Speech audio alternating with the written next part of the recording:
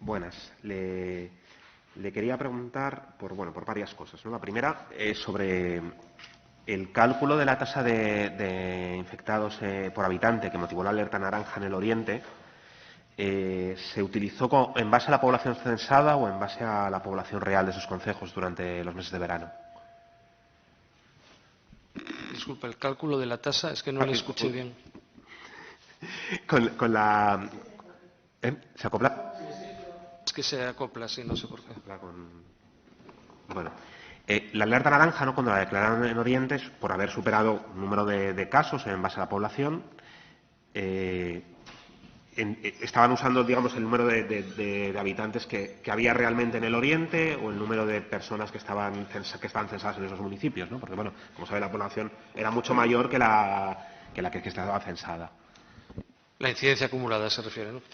Sí, como expliqué antes, la incidencia acumulada es uno de los factores a tener en cuenta. Efectivamente, se daba la circunstancia de que en aquel momento la incidencia en esos municipios era del doble de la que había en Asturias, pero solo es un factor. Como bien dice, ese indicador de la incidencia se hace en base a la población residente en ese municipio. Con lo cual, en el caso concreto del Oriente, se daba la circunstancia de que era un momento en el que había mucha actividad, digamos, turística, no solo turística, pero había mucha actividad de personas de fuera de esos municipios y muchos de los contagios se producían en esas personas y en esas actividades. Puse el ejemplo de un brote secundario que hubo en Cangas de Narcea, ¿no? Por ejemplo, todas esas personas que se contagiaron no se contabilizaron en esos municipios donde se contagiaron, sino donde residen, porque ese indicador está así definido, es algo que tiene una definición concreta y no te puedes salir de ahí. Puedes crear otros indicadores diferentes, pudieras crear, ¿no? Pero los epidemiólogos, que son los que trabajan con esto, tienen ese indicador que es así. Siendo el doble, por lo tanto, podríamos decir que además hay muchas otras personas que no están sumadas en ese indicador. Pero lo más importante es que los epidemiólogos estaban viendo que había ciertas actividades que estaban poniendo en riesgo y que estaban siendo origen de contagios. A ver, no descubrieron nada. Eso es algo que vimos en toda España. Ocurría lo mismo. Las actividades que tienen relación con el ocio, y sobre todo actividades en las que puede haber menos distancia, que puede realizarse sin mascarilla, porque así viene dispuesto en la normativa, ¿no?, que cuando estás haciendo actividades que no te permiten tener la mascarilla quedas dispensado de tal obligación. Pues son actividades que estaban siendo origen de muchos contagios. Del mismo modo que hubo críticas, por ejemplo, en la decisión recientemente en la Comunidad de Madrid de que se hicieran cierres perimetrales en los lugares de residencia de las personas contagiadas, de la mayor parte de las personas contagiadas, pero no se hiciera nada en las zonas donde se contagiaban, donde había esas actividades, pues aquí hablaríamos un poco de lo mismo. Es muy importante tener en cuenta dónde residen, sí, pero también es muy importante tener en cuenta dónde se producen esas actividades que son origen del contacto de las personas y, por lo tanto, del contagio.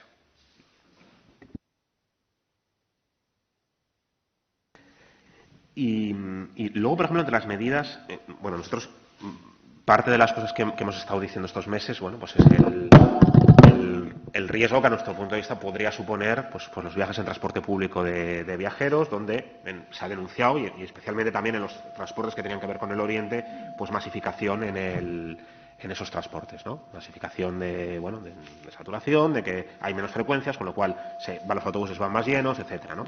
Ahí se plantearon alguna medida en ese sentido, ¿no?, para reducir, digamos, el aforo del transporte público de viajeros y reducir los riesgos o aumentar las frecuencias, ¿no?, de alguna manera.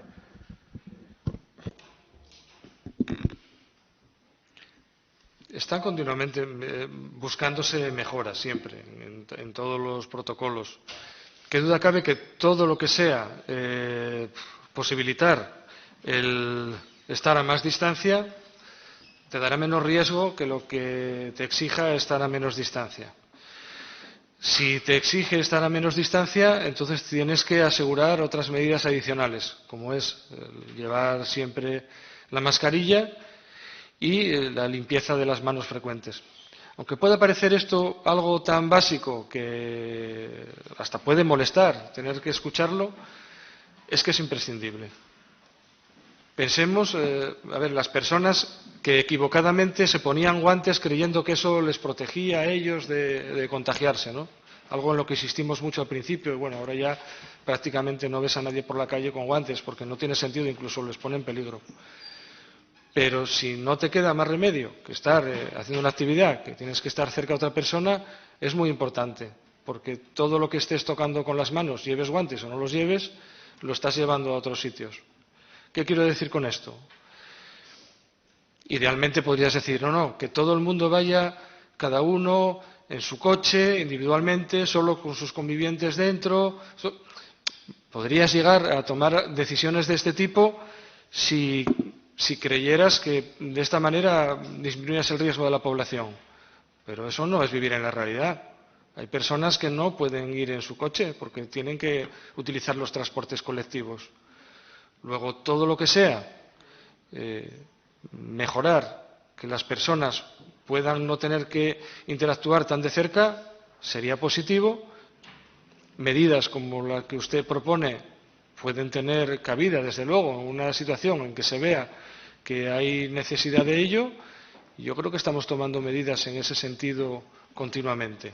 No estamos cerrados a nada porque no podemos estar cerrados. ¿De acuerdo?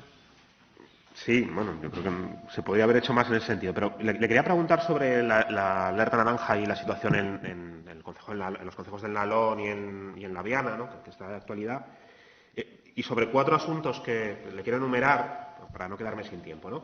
El primero, una sorpresa que nos trasladaban los compañeros y compañeras que están en el Ayuntamiento de la Viana, que era cómo puede ser que el gerente del Área 8 tenga una reunión con ellos, les diga que no tiene datos, que todo va bien, cuando en el concejo ya se está sabiendo que está, porque habla la gente y sabe quién tiene casos de COVID, y al día siguiente se marcha diciendo no hay datos, todo va bien, no se preocupen, y al día siguiente pues salen los datos y se empieza a declarar la alerta naranja, ¿no? Eso llama muchísimo la atención, ir a una reunión con los grupos municipales en esa situación, ¿no? Eso es lo primero que le quiero preguntar. Lo segundo, en la página del Observatorio de Salud, los datos de Asturias, no sé si hay, se tiene pensado actualizar los datos a día de hoy, bueno, hay datos que estaban al 22 de septiembre.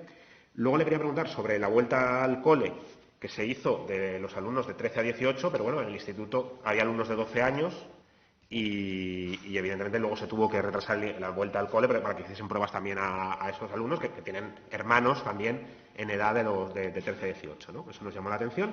Y luego, una cosa que el propio ayuntamiento, la dirección del centro, ha denunciado, que es la situación de que se reducen las ratios para que se conserve la ratio en las escuelas de menos de 20 alumnos, y lo que se hace es que a los alumnos de una clase, por ejemplo de ciencias, se pasa con los alumnos de letras en según qué horas, y entonces cumplen los grupos de 20. Pero lo que tenemos son 2 alumnos que están en ciencias, se pasan a letras y entonces están, en vez de 2 grupos de 20, tenemos grupos de 40. Porque hay como alumnos que se van moviendo de una clase a otra aumentando el riesgo, ¿no? Yo no sé si eso lo conoce, pero bueno, es una de las cuestiones que han planteado en el Instituto de la Viana y que han puesto un poco de grito en el cielo, ¿no? Estas 4 cosas, la información de la gerencia del Área 8, la publicidad de los datos, si tenemos datos actualizados a día de hoy, los alumnos de 12 años que fueron excluidos de las pruebas que se hicieron en la primera tanda, y los grupos burbuja estos que estamos haciendo grupos burbuja de 40 en vez de 20. Muchas gracias.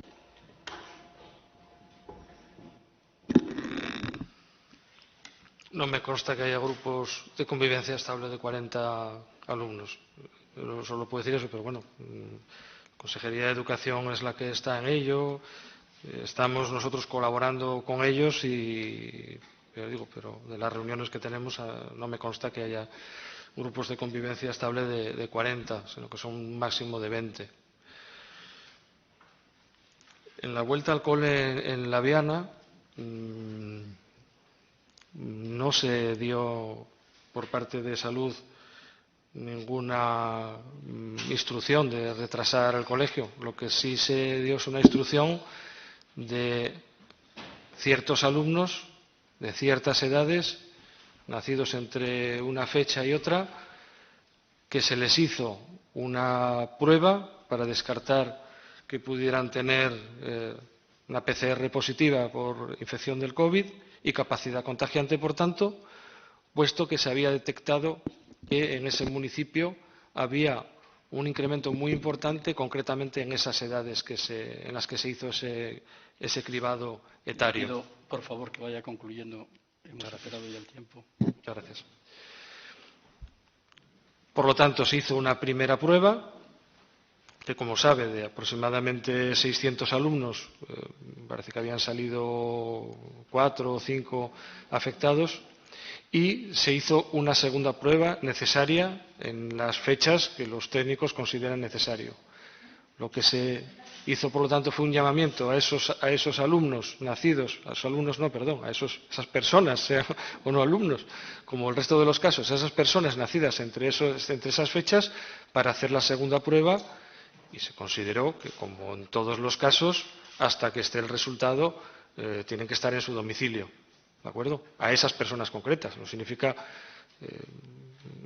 otras cosas más que lo que estoy diciendo.